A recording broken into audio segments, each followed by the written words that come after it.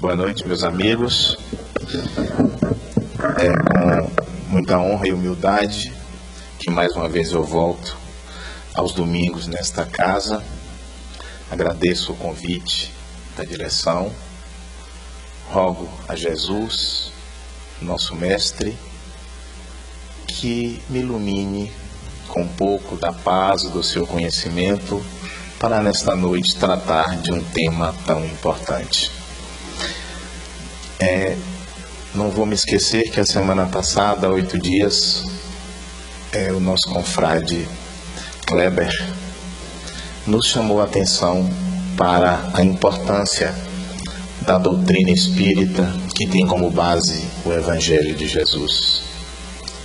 A função de uma casa espírita, de uma igreja, ou seja qual for a ordem religiosa, não é formar religiosos, não é formar espíritas, nem católicos, nem evangélicos. É formar cidadãos de bem, cidadãos dignos. E não foi nada mais, nada menos que Jesus fez quando, há 2000 anos, encarnou aqui neste planeta de provas e expiações. Desde o seu nascimento, ao longo de toda a sua jornada aqui na Terra, este homem ímpar, singular, a todos de algum modo perturbou. Até hoje, ninguém que ouve falar o seu nome, das suas obras ou das suas palavras, fica indiferente. Muitos os amam, muitos os odeiam. É um homem tão singular que, como diz Divaldo Franco, não coube na história a dividir ao meio antes de Cristo e depois de Cristo. O seu nascimento já era anunciado há 800 ou 1000 anos antes. O último profeta a falar da sua chegada foi o profeta Zacarias, 400 anos antes dele nascer. Depois disso, a boca profética se calou. E nesse tempo em que o silêncio se abateu sobre a nação judaica, muitos conflitos, muitas versões foram estabelecidas quanto à sua pessoa.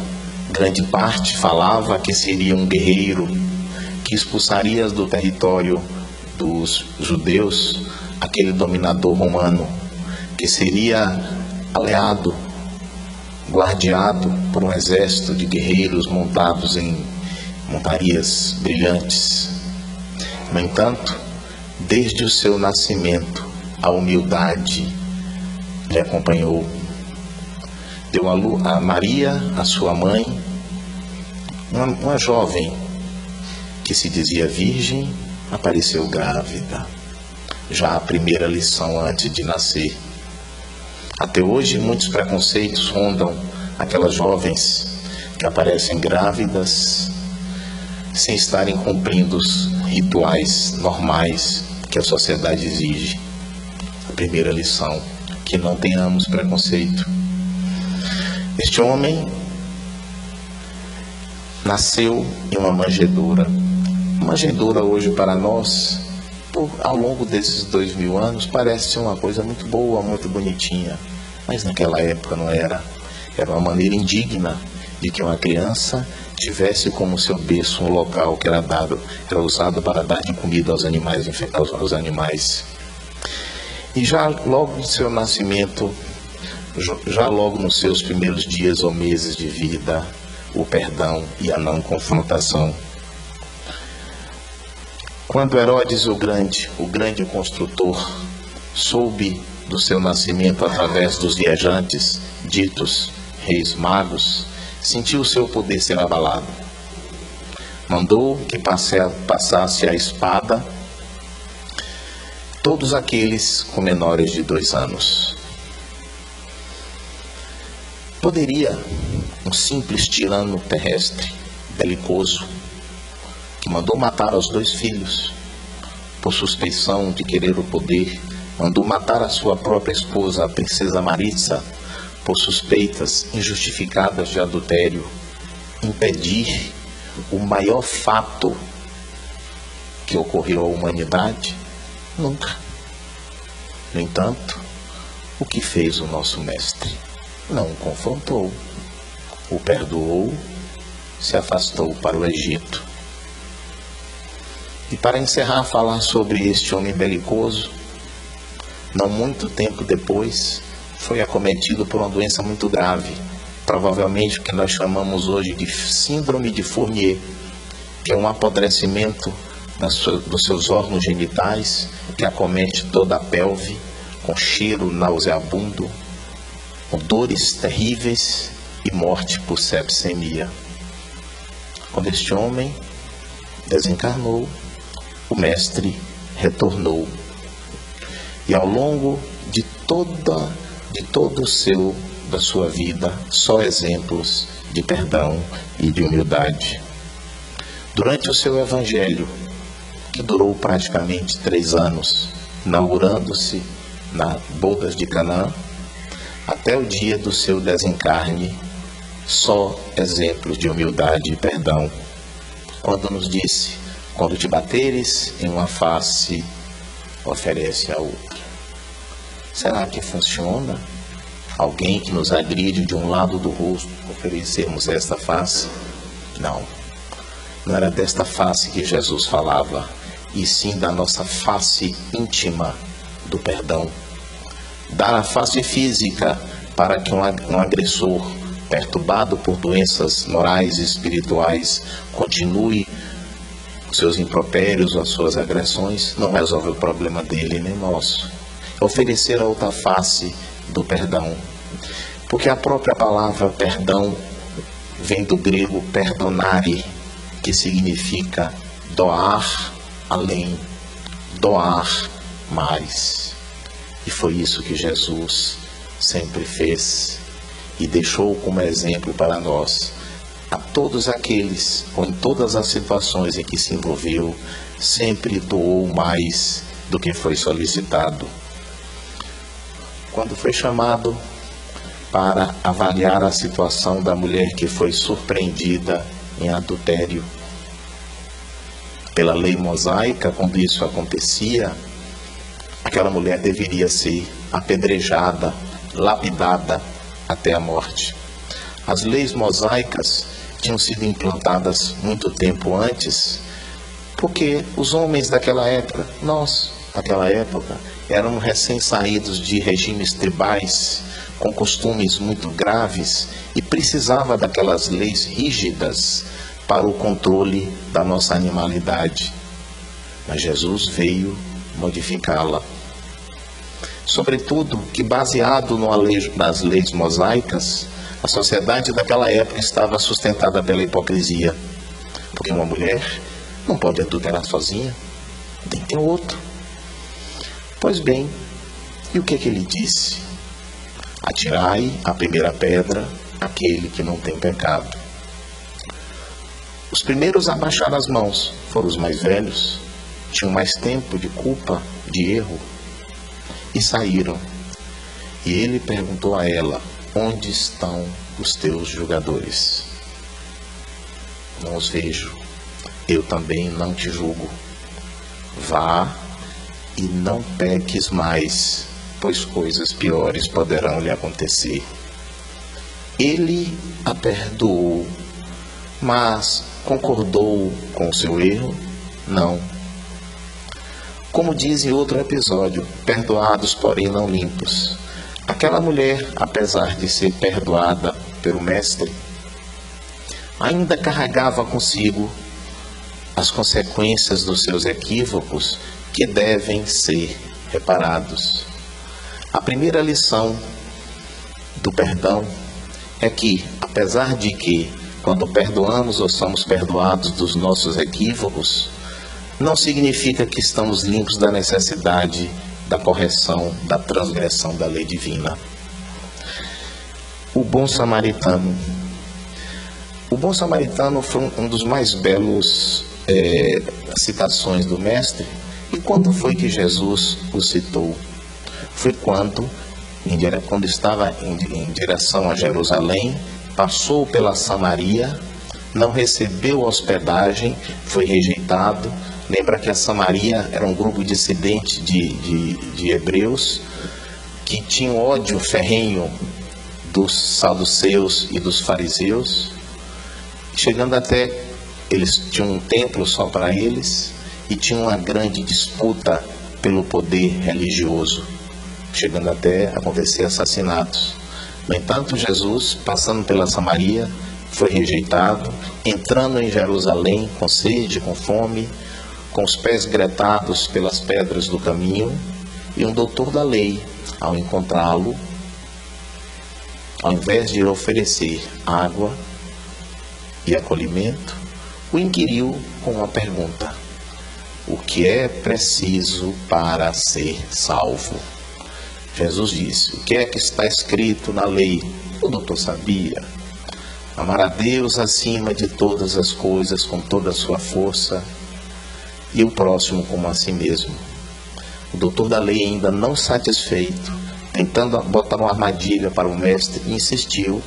Foi aí que o mestre o perdoou pela sua arrogância, pela sua falta de caridade com um viajante faminto, e deu àquele doutor da lei, como símbolo do seu perdão, um dos seus mais belos exemplos de como devemos nos portar, que é a parábola do bom samaritano, que já citei antes aqui em outras palestras. Muitas vezes, o mestre, muitas vezes não, em todas as vezes, vamos encontrá-lo em situações em que o perdão se faz necessário.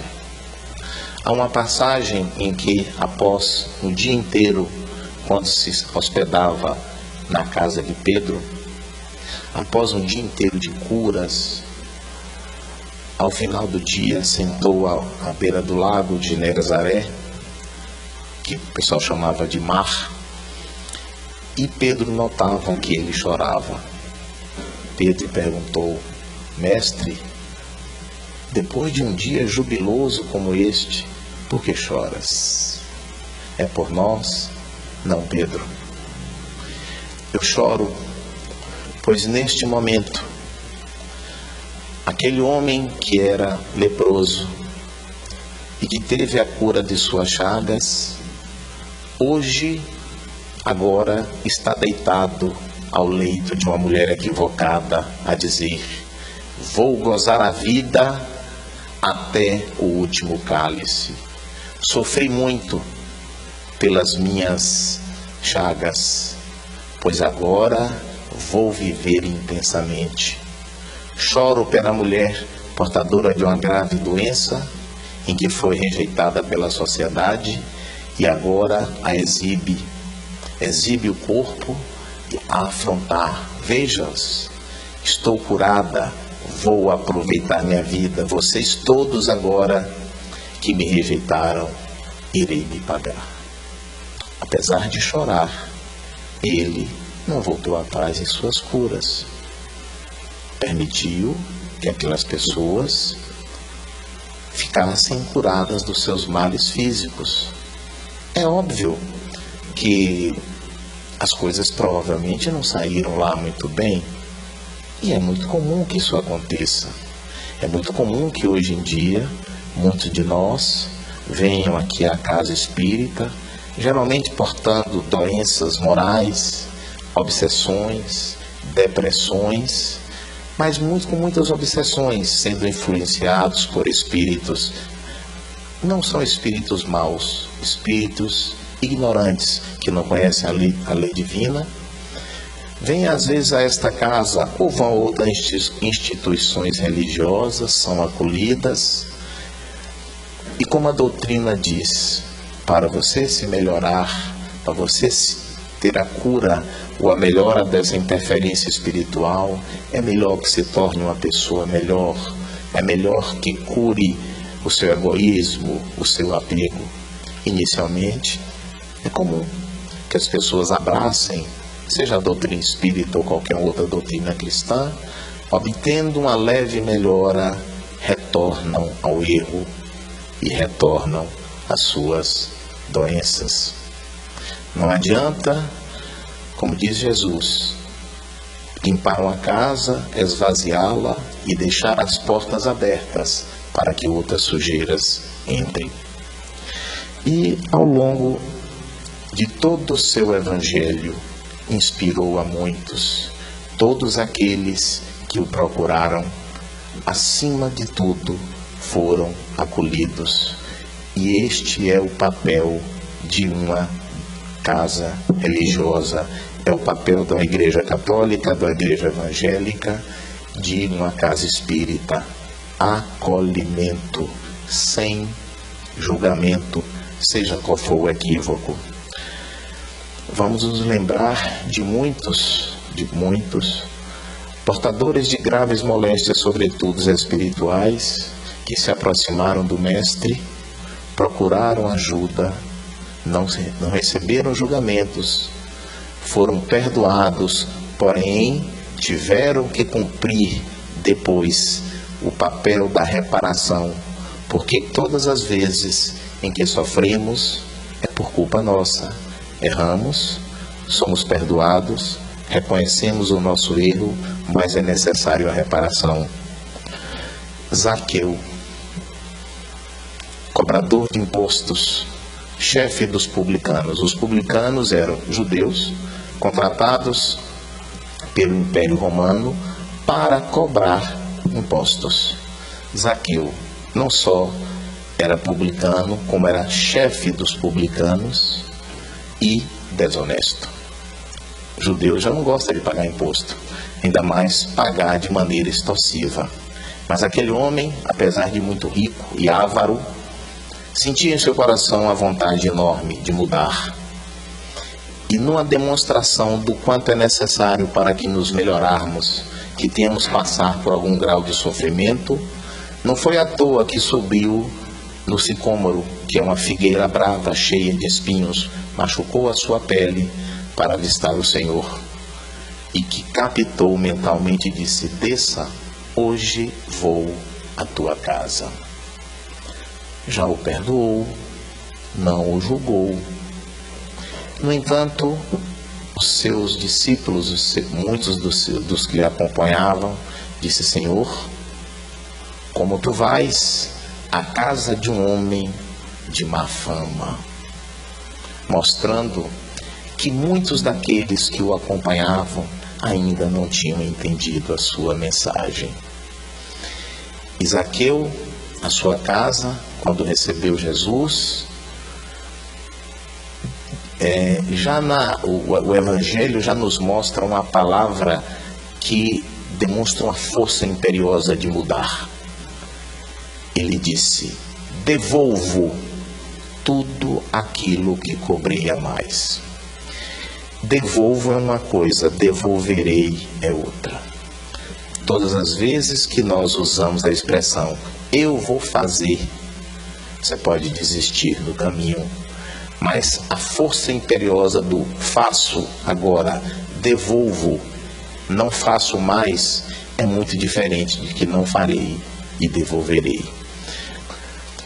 Algumas informações têm que depois que Zaqueu restituiu todos os seus equívocos, tudo que roubou a mais, mudou de nome, seguindo Jesus com outro nome, tornou um dos seus seguidores. E a divindade espiritual nos afirma que hoje, que há pouco tempo atrás, em nosso país, encarnou na pessoa de Bezerra de Menezes, um dos maiores exemplos de caridade e doação. Vocês imaginem, de Zaqueu para Bezerra de Menezes, a grande transformação moral. E foi necessário que assim o fizesse, porque, apesar de Jesus tê-lo perdoado dos seus equívocos, ele ainda estava devendo a lei divina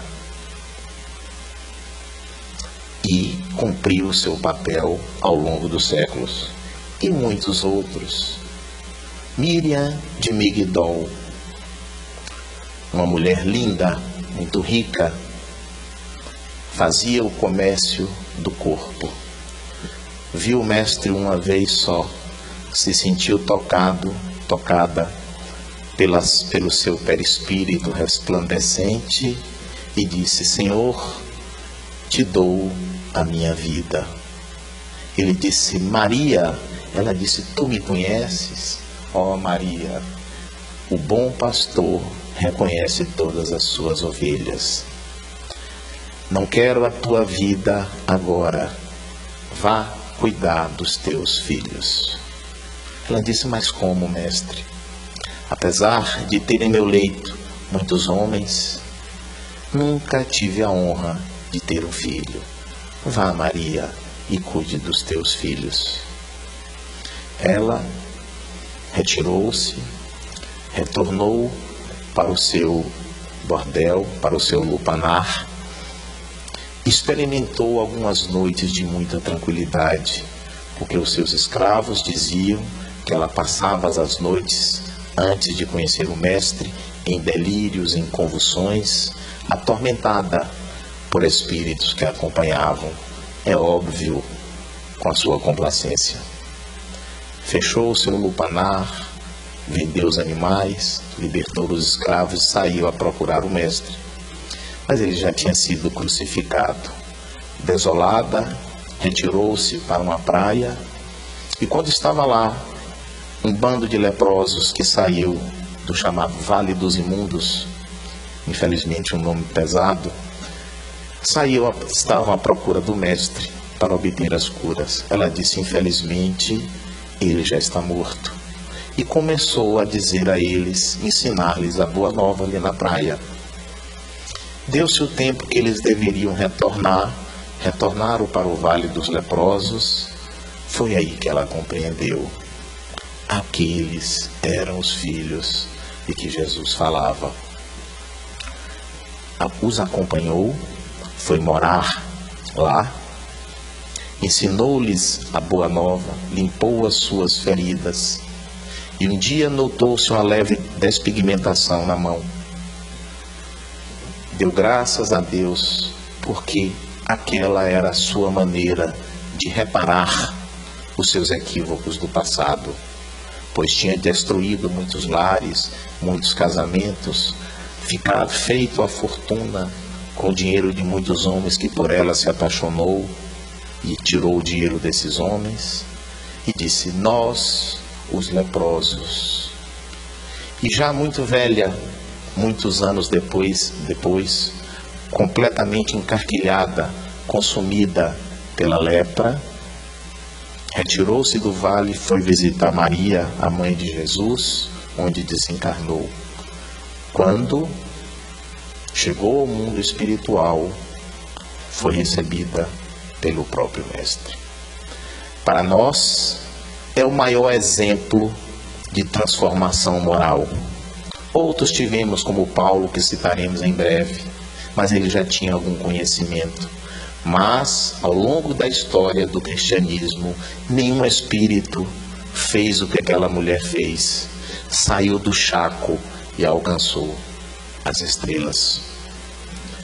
Perdoada por Jesus, mas o perdão não a isentou da necessidade das suas correções. E há muitos outros. Pedro, aquele homem que acompanhou Jesus desde o início da sua caminhada, o negou, era um homem rude. Quando a própria Miriam de Migdol, ou Maria de Magdala, ou Maria Madalena, quis seguir o Mestre após tê-lo visto com seu corpo austral, saindo, quando ele apresentou-se, não no corpo físico, o seu corpo físico foi destruído, mas com seu corpo perispiritual, desejou seguir os apóstolos. Pedro disse: Tu és mulher, olha o teu passado. Ela aceitou e se afastou. E Pedro precisou de muitos anos de sofrimentos, de açoites, de chibatas, de prisões. E quando já muito velho, foi capturado e condenado à crucificação. Ele disse: não sou digno de morrer como mestre. Os soldados romanos prontamente lhe atenderam o pedido e o crucificaram de cabeça para baixo. Pôncio Pilatos, aquele homem governador da Judéia, corrupto, violento, ao encontrar Jesus, sabia que era inocente. No entanto, entregou aos fariseus, contrariando a lei. Por que eu cito este homem aqui? Por um motivo de exemplo para nós. Nós vamos encontrar em nossas vidas muitas pessoas ainda equivocadas, que nos fazem o mal, por opção ou por seguir determinadas regras. O que é que a doutrina espírita diz? Enquanto tiver dívida um com o outro, será necessário o contato em reencarnações seguidas para que se resolva os seus problemas. Pilatos, Caifás, Ananás e muitos outros fizeram o que fizeram. Crucificaram um inocente. No entanto, foram perdoados. Não se tem relatos de que Jesus precisou reencarnar com qualquer um deles para que se resolvesse seus problemas. Diante então desses algozes de Jesus ou de qualquer um de nós, é que se faz necessário que tenhamos a noção que o perdão, ele não é um recurso religioso, é um recurso terapêutico. Ou perdoa, ou continuará em contato por muito e muito tempo. Se alguém nos faz o mal, vamos perdoar para nos desligarmos daquela pessoa. Mas eu vou perdoar por quê? E vai ficar por isso mesmo? Talvez nas leis dos homens. Por exemplo, nós estamos hoje habitando um país com sérios problemas de administração.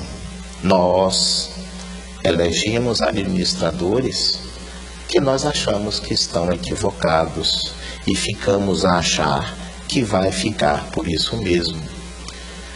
Sugestão: cada vez que vemos homens públicos a desviar dinheiro da saúde, das escolas, da educação, dos esgotos, tenhamos um pensamento: meu irmãozinho, tu não sabe onde é que tu está se metendo, porque não vai ficar barato.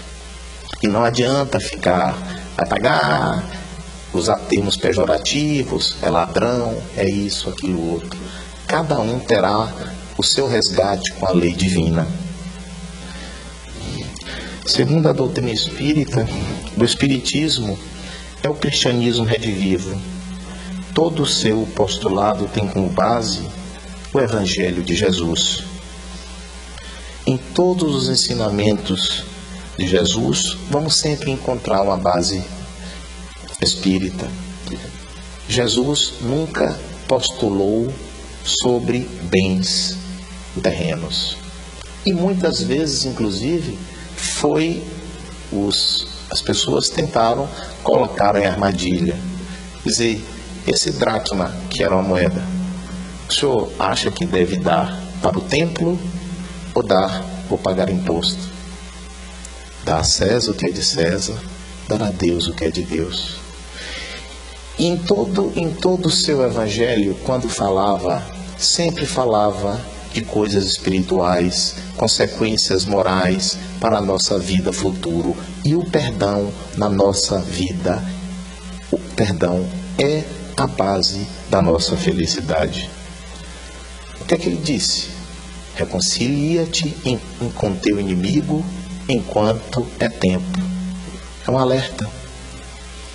Reconciliamos nós enquanto estamos encarnados com aqueles com os quais temos problemas, enquanto temos oportunidade nesta vida. Pode ser que em outra reencontre, provavelmente sim.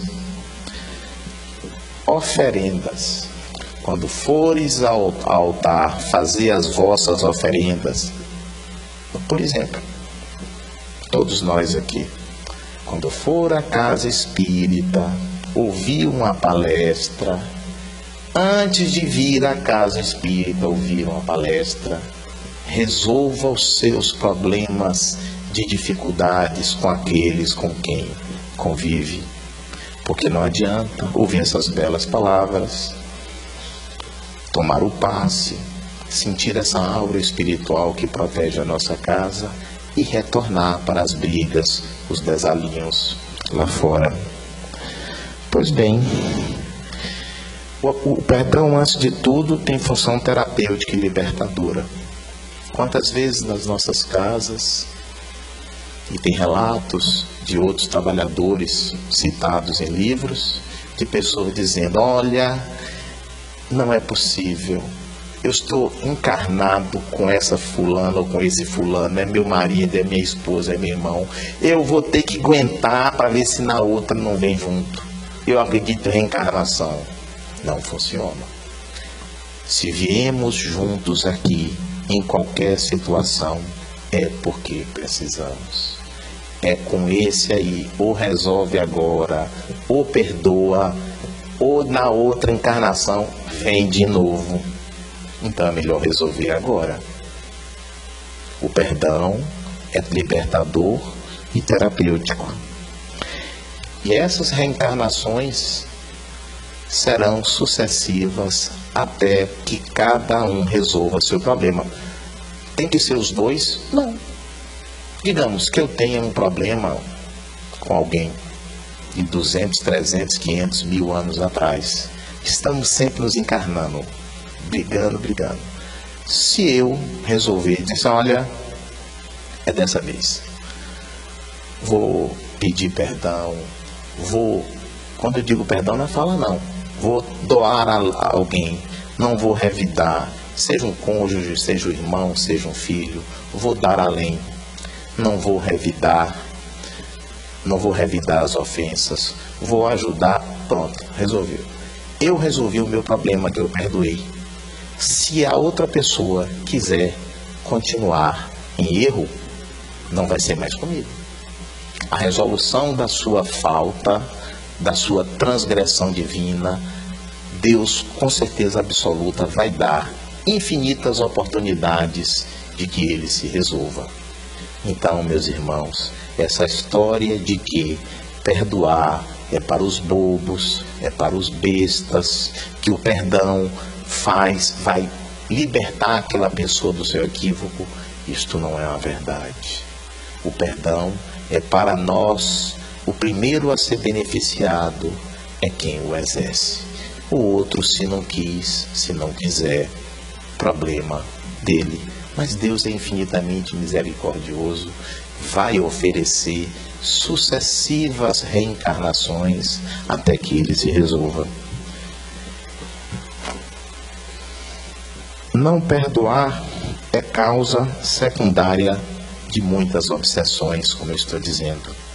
A causa primária é o erro. Muitas vezes, as nossas casas, era meu caso, quando eu vim a esta casa há 10 anos atrás, eu tinha graves problemas comportamentais e não sabia por quê. Uma pessoa me trouxe e realmente eu tinha alguns problemas, como todos nós, de equívocos do passado. O que é que devemos fazer? O exercício do perdão. Mas o perdão é difícil. Por quê? Somos muito orgulhosos. Somos apegados, somos egoístas.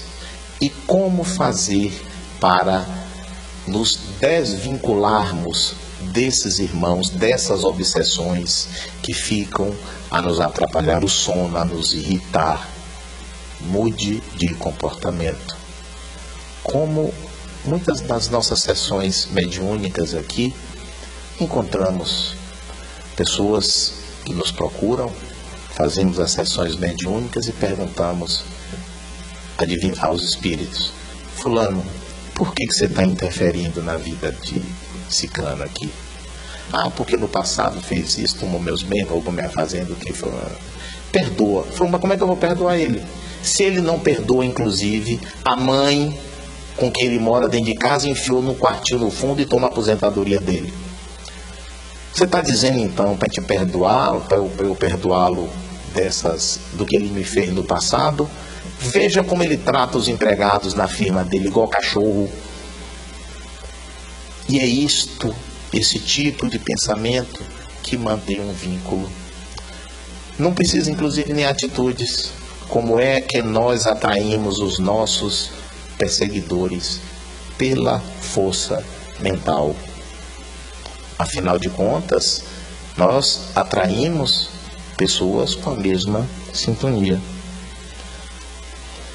Pois bem, um dos exemplos que hoje vivemos no nosso mundo é a falta de perdão do passado por coisas muito graves. Nós assistimos hoje na televisão situações de guerra que envolvem o islamismo e o Ocidente. De pessoas radicais, homens-bomba, nações inteiras armadas a perseguir outras nações por questões religiosas. O que é que a divindade espiritual nos diz? É impressionante. Os senhores sabem quem são muitos desses islamitas radicais? Não são todos. Inclusive o Islã, na sua essência, é muito lindo, é muito puro.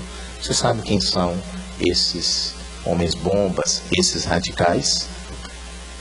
São cristãos do passado que foram perseguidos pelo Islã. O que é que a divindade faz? Vai encarnar do outro lado para saber como é que é e aprender como é. Então, todas as vezes que vemos esses radicais de determinada religião perseguindo outra, pode saber, no passado estava ocupando a posição contrária. E foi um castigo? Não. Aceitaram, meu filho.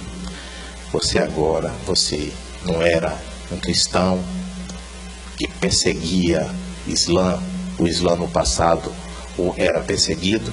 Pois bem, você cristão que perseguia os islamitas, você agora vai ser do Islã para aprender. Só que ele se esquece. Vem ainda incrustado em sua mente, na sua consciência cósmica, ainda equívocos, belicosidades, e fazem o contrário. E enquanto não mudarem, essas guerras vão continuar. Impressionante. Mas pode saber que é assim mesmo. É óbvio que o perdão não pode ser uma coisa súbita.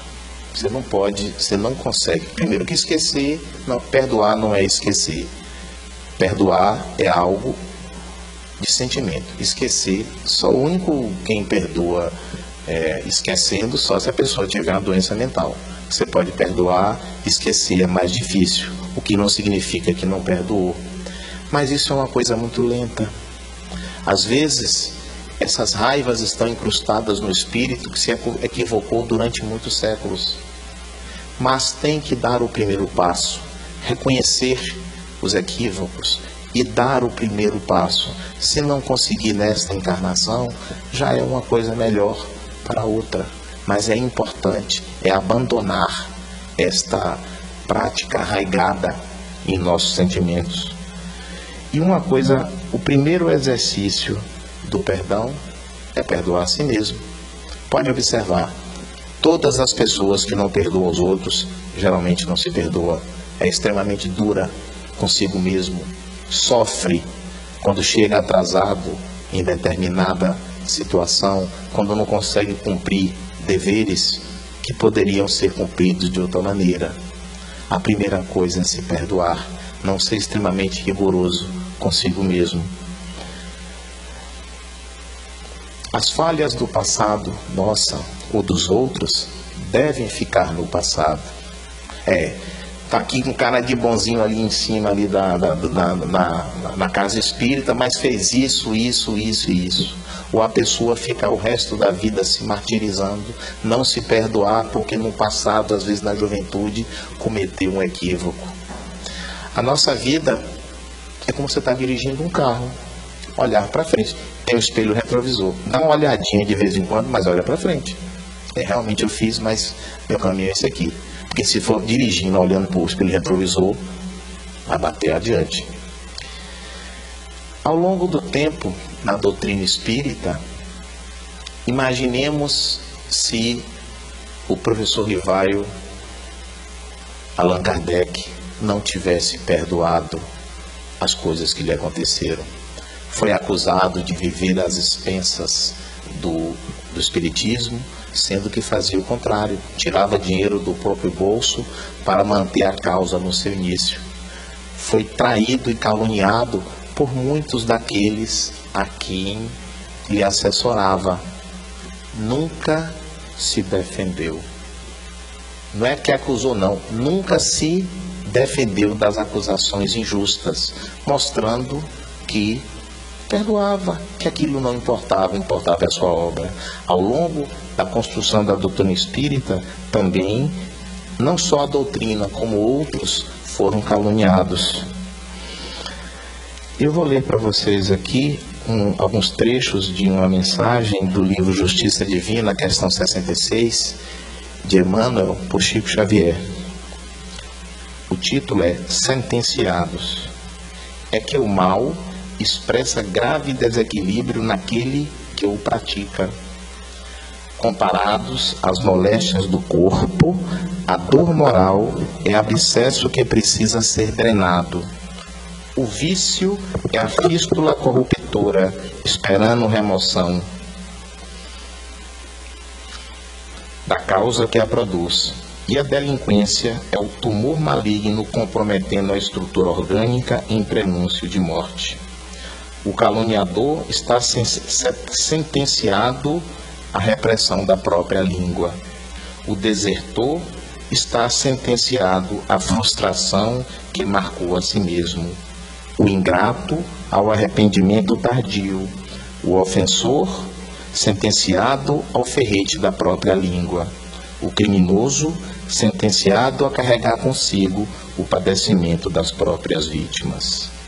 Esposar revolta, não perdão e vingança é expor o próprio sangue a infecções perigosas, entrando voluntariamente nas faixas destrutivas da enfermidade.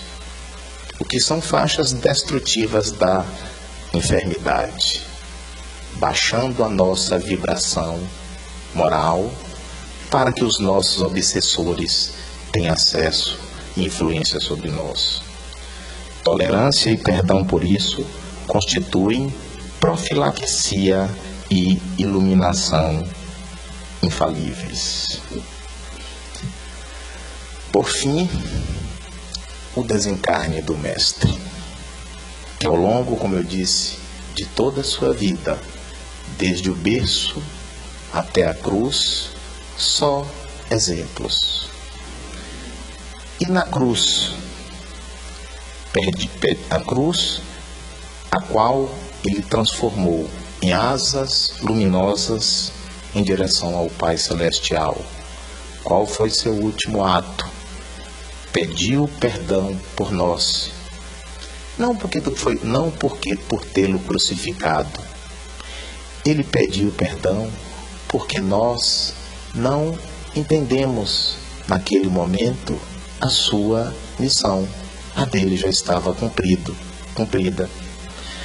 Pediu perdão ao Pai por nós, por não entendermos sua mensagem naquele momento, pois sua missão foi cumprida e hoje é a mais perfeita expressão da lei divina para a libertação de nossas consciências.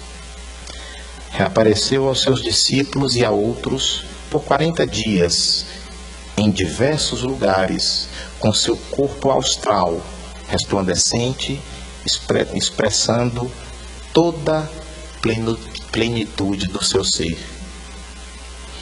expressando ainda toda a sua paz, e ainda nos indicou a chegada do Consolador, que é a doutrina espírita, na minha opinião, a mais alta expressão do amor dele e do Pai Celestial por todos nós. Pois bem, meus irmãos, que o perdão pregado por Cristo seja em nossa vida o maior recurso terapêutico que possamos usar como conduta a ser seguida. Muito obrigado pela atenção, muita paz, boa noite.